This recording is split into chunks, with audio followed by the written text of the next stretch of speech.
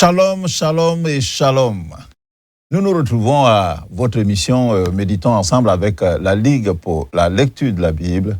Et le texte que le lecteur de la Bible, la version adulte bien sûr, de l'année 2026, nous propose, que le lecteur nous propose donc, se trouve dans le livre du prophète Jérémie, le chapitre 51, et nous allons lire les 24 premiers versets.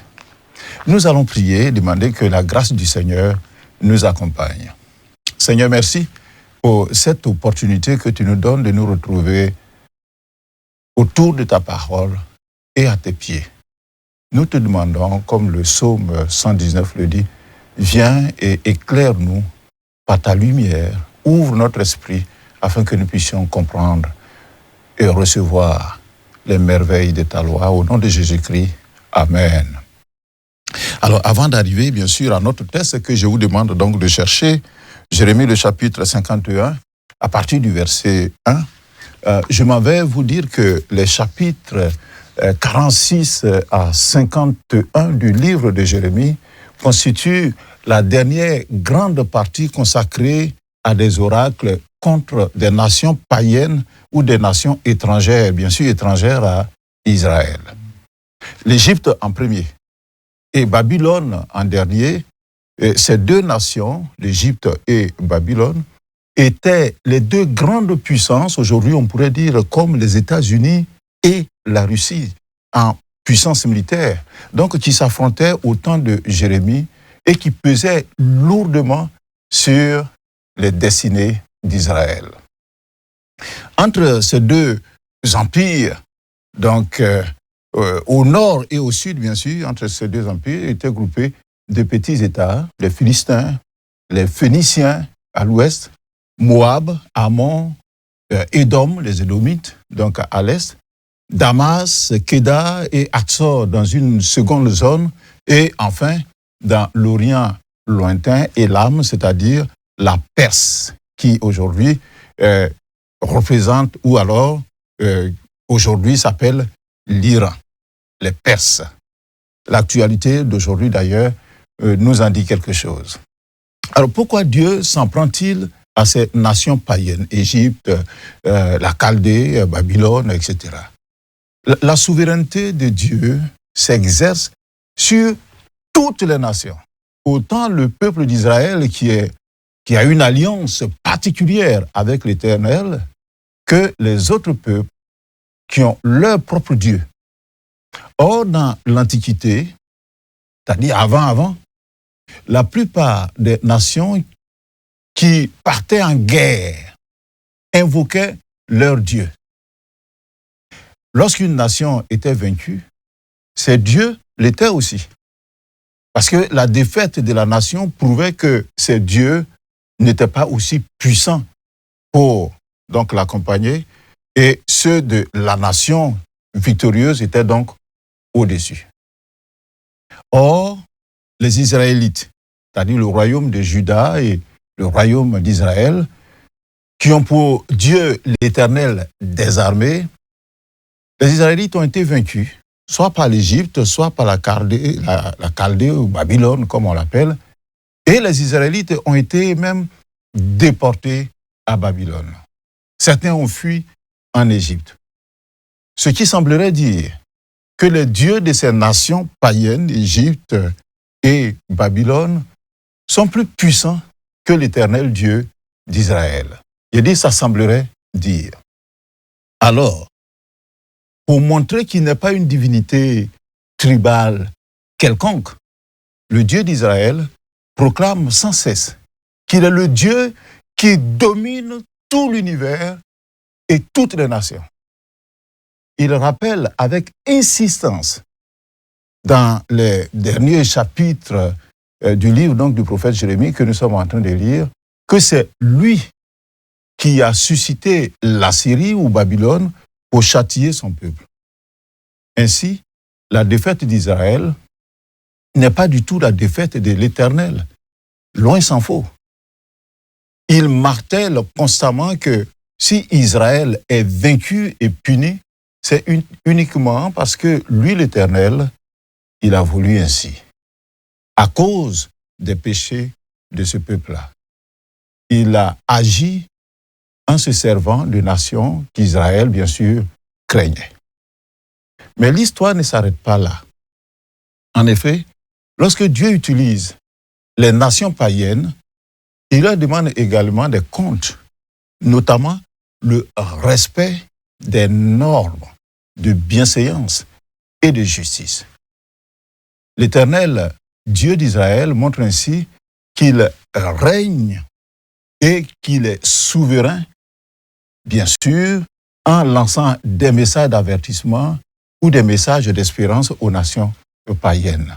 Notre texte de ce jour en est une illustration. Jérémie, le chapitre 51, à partir du verset 1. Nous allons lire notre texte dans la version Louis II et les questions que le lecteur nous donne pour nous aider à réfléchir à notre texte sont les questions numéro 1. De quoi ou de qui parlent ces versets? La question numéro 2. Est-ce que ce passage m'apprend quelque chose sur Dieu le Père, Dieu le Fils et Dieu le Saint-Esprit? Et puis la question numéro 4. Y a-t-il un ordre auquel obéir? Le titre que le lecteur a donné à notre texte de ce jour, c'est la Babylone antique, c'est-à-dire la Babylone d'avant. Alors nous lisons notre texte. Verset 1, Jérémie 51. Ainsi parle l'Éternel. Voici, j'ai fait lever contre Babylone et contre les habitants de la Chaldée un vent destructeur. J'envoie contre Babylone des vanneurs qui la vanneront, qui videront son pays. Ils fondront de toutes parts sur elle au jour du malheur. Verset 3. Contende l'arc contre celui qui tend son arc, contre celui qui est fier dans sa cuirasse. N'épargnez pas ces jeunes hommes, exterminez toute son armée. Qu'ils tombent blessés à mort dans le pays des Chaldéens, percés de coups dans les rues de Babylone. Car Israël et Juda ne sont point abandonnés de leur Dieu, de l'Éternel des armées. Et le pays des Chaldéens est rempli de crimes contre le Saint d'Israël. Verset 6. Fuyez de Babylone, et que chacun sauve sa vie, de peur que vous ne périssiez dans sa ruine, car c'est un temps de vengeance pour l'Éternel. Il va lui rendre selon ses œuvres. Babylone était dans la main de l'Éternel une coupe d'or qui enivrait toute la terre. Les nations ont bu de son vin. C'est pourquoi les nations ont été comme en délire. Soudain, Babylone tombe. Elle est brisée. Gémissez sur elle. Prenez du baume pour sa plaie. Peut-être guérira-t-elle. Nous avons voulu guérir Babylone, mais elle n'a pas guéri. Abandonnons-la et allons chacun dans son pays, car son châtiment atteint jusqu'aux cieux et s'élève jusqu'aux nues. Verset 10. L'Éternel manifeste la justice de notre cause. Venez et racontons dans Sion l'œuvre de l'Éternel, notre Dieu. Aiguisez les flèches, saisissez les boucliers. L'Éternel a excité l'esprit des rois de Médie, parce qu'il veut détruire Babylone. Car c'est la vengeance de l'Éternel, la vengeance de son temple. Verset 12. Élevez une bannière contre les murs de Babylone. Fortifiez les postes. Placez des gardes. Dressez des embuscades. Car l'Éternel a pris une résolution et il exécute ce qu'il a prononcé contre les habitants de Babylone. Toi qui habites près des grandes eaux et qui as d'immenses trésors, ta fin est venue. Ta cupidité est à son terme. L'Éternel des armées l'a juré, par lui-même.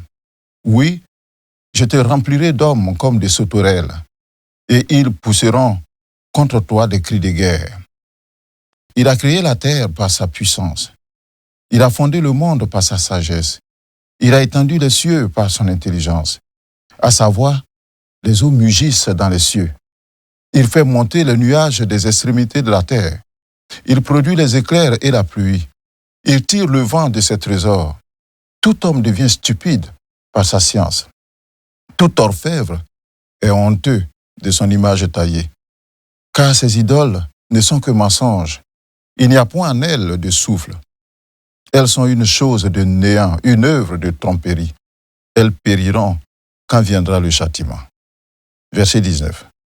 Celui qui est la part de Jacob n'est pas comme elle, car celui qui a tout formé. Et Israël est la tribu de son héritage. L'Éternel des armées est son nom. Tu as été pour moi un marteau, un instrument de guerre. J'ai brisé par toi des nations. Par toi j'ai détruit des royaumes.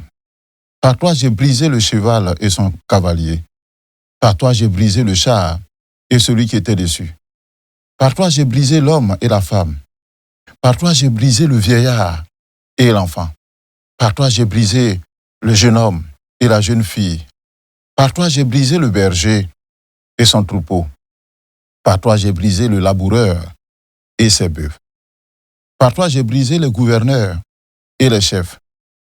Je rendrai à Babylone et à tous les habitants de la Chaldée tout le mal qu'ils ont fait à Sion sous vos yeux, dit l'Éternel. Amen et Amen. Notre texte est long, il est riche et en même temps il est émouvant. La Babylone antique, c'est le titre que le lecteur a donné à notre texte. Alors, répondons à la première question. De quoi ou de qui parlent ces versets? En lisant ce texte, nous constatons que Dieu parle. Et il parle à toute sa création, aussi bien aux hommes justes qu'aux impies. Par amour et sans distinction, Dieu parle à tous, soit pour encourager à suivre sa parole, soit pour inviter chacun ou alors les personnes concernées à changer de vie. C'est dans ce deuxième objectif que la nation de Babylone, qui a dérogé à certaines règles, c'est-à-dire qui n'a pas respecté certains principes divins, cette nation donc est interpellée et même menacée de reprimande. Alors, qu'est-ce qui a bien pu se passer pour en arriver là, c'est-à-dire à cette situation de reprimande, de menace? Comment était la Babylone antique avant cette décision de l'Éternel de la frapper? Quand nous prenons notre texte, notamment les versets 7, versets 13 et 20 à 24, nous constatons que Babylone était dans les mains de l'Éternel, nous dit le verset 7, une coupe d'or, c'est-à-dire un vase d'honneur qui enivrait toute la terre. C'est-à-dire ceux qui voyaient donc Babylone en étaient émerveillés. Sa situation géographique et économique était très reluisante. La nation babylonienne, nous dit le verset 13, habitait près de grandes eaux et avait d'immenses trésors.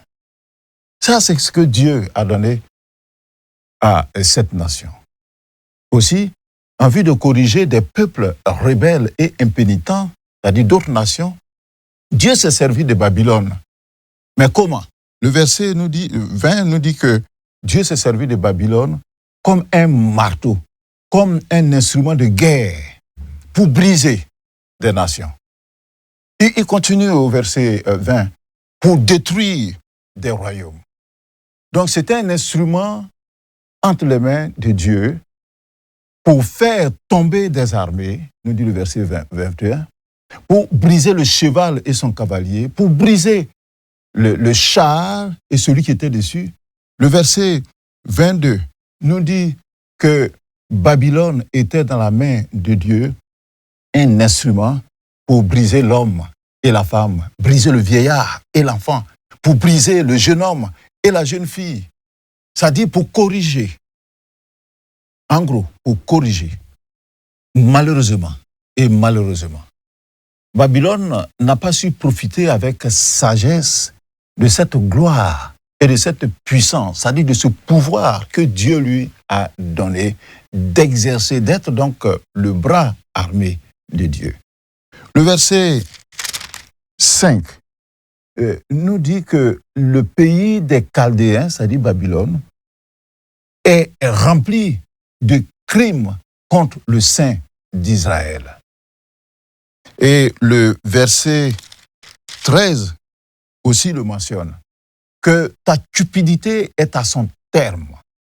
Donc voici les choses que Dieu lui reproche. Et le verset 24, le dernier verset que nous avons lu, il dit que Babylone a fait du mal. Tout le mal qu'ils ont fait à Sion sous vos yeux, dit l'Éternel. Voyez-vous, lors du siège de Jérusalem par les armées de Babylone, c'est-à-dire quand l'armée de Nebuchadnezzar est venue envahir donc Jérusalem, Juda et Jérusalem, le temple de Dieu a été profané et détruit par les Chaldéens. Bien sûr, Dieu ne va pas approuver ça. Et nos dernières méditations, donc dans depuis le chapitre 50, nous ont révélé que ce peuple qui opprimait les déportés donc israélites, ce peuple-là était aussi idolâtre, avait des dieux qu'il adorait. Alors faisons très attention, d'une part, au bon usage des bénédictions et des privilèges que Dieu nous donne. Quand Dieu nous élève, quand Dieu nous donne une force, quand Dieu nous donne donc un pouvoir, il faut savoir l'utiliser. Comme lui, il nous demande donc de l'utiliser. Ça, c'est d'un. Deuxième chose, quand nous avons le pouvoir, nous ne devons pas opprimer les autres. Pour avoir mal utilisé les pouvoirs et privilèges reçus, l'Éternel donc décide de frapper le peuple de Babylone pour ses travers. La Babylone antique était le siège central de la cupidité donc, de la tyrannie, de l'idolâtrie, de la superstition et des persécutions des Israélites. D'ailleurs, il nous a parlé d'une autre Babylone dans Apocalypse chapitre 18, cette Babylone qui sera détruite. Et ce qu'on reproche donc à cette Babylone, qui représente donc le monde et le péché, c'est tout ce qu'on vient de citer. La cupidité, l'idolâtrie, et puis le mal, la violence. Alors, quelle sentence Dieu prononce-t-il contre Babylone? Le verset 12 nous en dit quelque chose. Que l'Éternel a pris une résolution et il va exécuter donc cette résolution qu'il a prononcée contre Babylone. D'ailleurs, le verset, ça commence au verset 1. Voici, je fais lever contre Babylone et contre les habitants de la Chaldée un vent de destruction, un vent destructeur. Le verset 2 nous dit que les vanneurs vont venir et puis vont vider donc le pays. Le verset 3 nous dit que son armée sera détruite, exterminée. Le verset 4 nous dit que les soldats vont tomber, percés de coups dans les rues de Babylone. Le verset 11 aussi nous dit que l'Éternel a excité l'esprit des rois de Médie. La Médie, c'est-à-dire les Mèdes. Les Mèdes, c'est les peuples donc, qui sont juste à côté. Les Mèdes donc, vont venir parce que Dieu veut détruire Babylone par donc, ces Mèdes-là, ce royaume Mède. Et Perse, parce que ça formait pratiquement une même entité. L'Éternel des armées a juré par lui-même. Oui, je remplirai d'hommes comme des sauterelles, des gens qui vont venir et pousseront contre toi des cris de guerre. Alors, bien-aimés, Dieu qui nous arme, qui nous donne la force, nous devons éviter de poser des actes qui excitent donc sa colère et le poussent à se venger. À ceci, il est vrai que Dieu punit le mal aussi, et ça c'est ce que nous voyons encore dans le texte, il convient de noter que sa miséricorde envers ceux qui reviennent à lui est toujours là, présente. Alors pendant que Babylone est sous la menace du Très-Haut, des messages d'espoir sont donnés à Israël et à Juda qui sont en exil. Le verset 5 d'ailleurs nous le dit que Israël et Juda ne sont point abandonnés. Dieu leur dit, vous n'êtes pas abandonnés. parce que je vous ai pardonné, parce que j'ai oublié votre péché. Vous êtes à moi. Et donc Dieu va leur parler et va leur dire, pendant que ceux-là vont souffrir, je vous demande, c'est le verset 10 donc que tu le dis, sortez. Sortez de là. Sortez de ce pays. Fuyez au verset 6. Fuyez.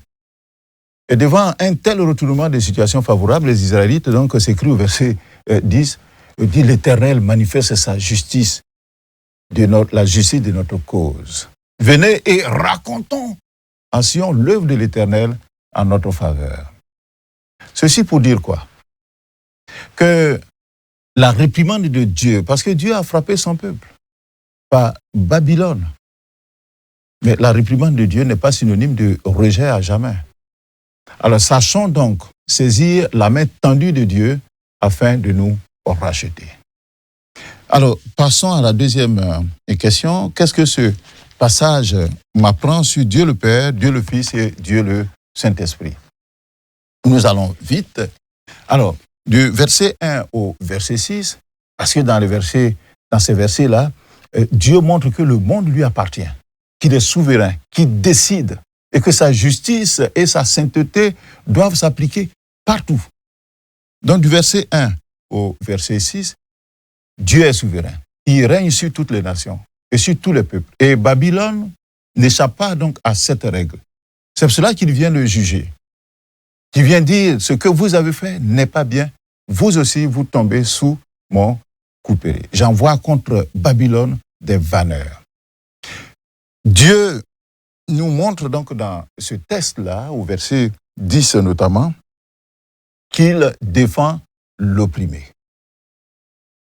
Israël est opprimé, ils sont en exil, ils sont maltraités, et Dieu vient à leur secours. Quelle vérité Dieu nous montre aussi sur sa personne, Dieu le Père. Dieu peut utiliser une nation contre une autre afin d'atteindre donc ses objectifs. Il a utilisé Babylone donc pour frapper Israël. Et aujourd'hui, il nous dit au verset 11 qu'il va utiliser les Mèdes contre les Chaldéens, contre Babylone, pour sa vengeance. Et cinquième élément que nous pouvons noter dans notre texte, au verset 15, c'est que Dieu est le créateur du monde.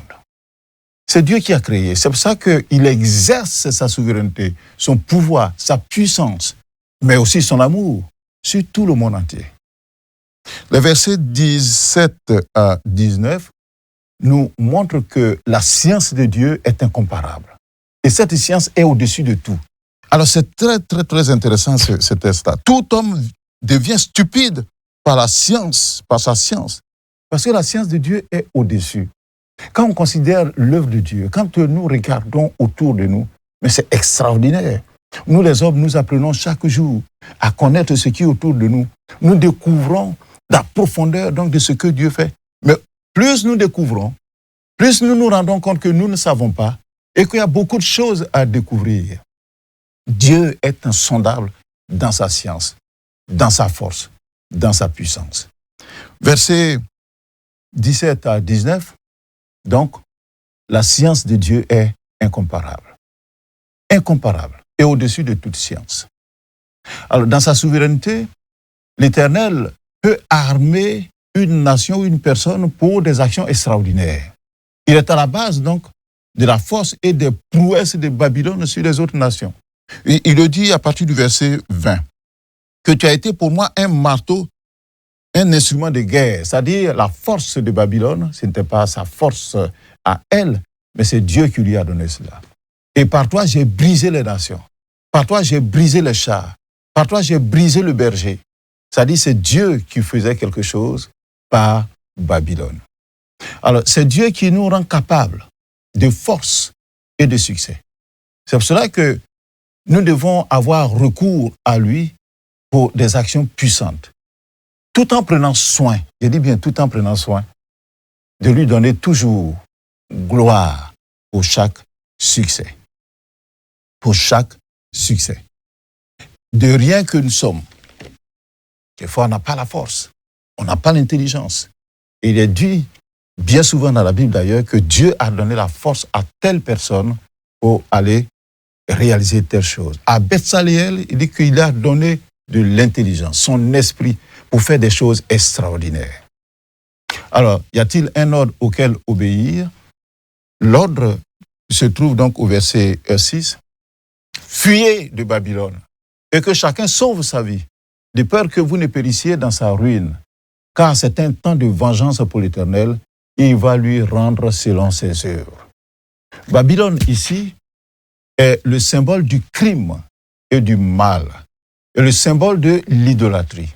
Et Dieu nous demande de fuir le mal pour éviter sa colère, parce qu'il y a un temps de vengeance, le jour de l'Éternel qui arrive, et nous devons donc quitter là où se trouve le mal pour venir à son admirable lumière. C'est une invite. Dieu nous invite à quitter Babylone, c'est-à-dire à quitter le monde, à quitter les mauvaises choses, à quitter l'idolâtrie, à quitter la luxure, à quitter la cupidité, à quitter le mal et à venir à son admirable lumière. Je vous laisse trouver dans le texte pour répondre à la question A et B. La question A, ne l'oublions pas, quel verset m'interpelle le plus? Alors je vous laisse continuer la méditation pour chercher le verset qui vous a interpellé le plus dans notre texte. Et puis la question B, pour ma prière, y a-t-il quelque chose que Dieu me montre? Certainement, Dieu vous a montré quelque chose. Dieu nous arme, Dieu nous donne la force. Nous ne devons pas en abuser. Dieu nous montre que Babylone, ça dit le monde, va passer. Dieu va frapper. Et nous ne devons pas être donc de ce côté-là. Dieu nous montre qu'il nous tend la main comme il a tendu à Israël, qui est en exil, et dit, vous êtes mon peuple, venez à moi. Alors si vous avez fait quelque chose, vous vous reprochez quelque chose, Dieu est toujours prêt à vous accueillir et à faire de vous son enfant, sa fille. Que le Seigneur vous bénisse. Nous allons prier le Seigneur pour la fin de notre méditation. Seigneur Dieu, tu nous apprends que le pouvoir, l'autorité, la force, la domination sont donnés par toi. Et nous devons te rendre compte pour l'usage que nous en faisons. Là où tu nous as placés, donne-nous d'être humbles. Et si nous remportons des victoires, si nous avons des succès, de te donner toujours ces victoires et de ne jamais oublier tes principes. Donne-nous de ne pas abuser de tes bénédictions au détriment donc d'autrui. Seigneur, nous te louons aussi pour ta souveraineté. Nous te louons aussi pour ta science, le Dieu qui nous a créés, qui a créé l'univers. Nous te bénissons pour ta science. Merci pour la journée que tu nous donnes, que ta grâce repose sur chaque méditateur et sur la Ligue pour la lecture de la Bible, sur notre télévision Espérance TV. Amen. Voilà, à la page 58, vous avez un autre commentaire. J'ai voulu donner un autre commentaire parce que celui-là, il est là. Vous pouvez le prendre, le lire et puis compléter, bien sûr, avec les idées que vous avez eues. Que le Seigneur vous bénisse parce que demain, nous serons encore là, pas moi particulièrement, mais quelqu'un d'autre pour vous partager la parole de Dieu. Bénédiction, bénédiction, shalom chez vous. Amen.